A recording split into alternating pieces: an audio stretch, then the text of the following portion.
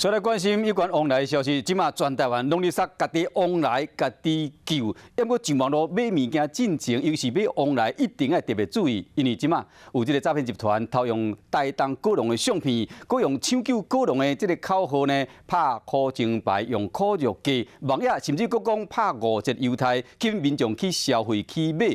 要么这些钱、这些汇款，拢入到诈骗集团的落地啊来，所以讲提醒乡亲一定爱目睭表金，才袂互人骗去。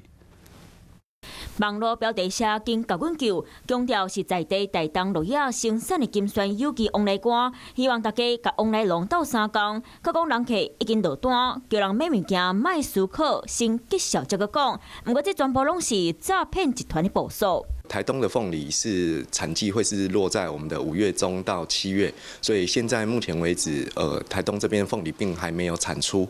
往来还未到分，是要安怎做往来官？相片真侪要叫诈骗集团偷摕去用，互郭子龙真无奈。实在很无奈啊，也不晓得我们能够怎么样处理啊。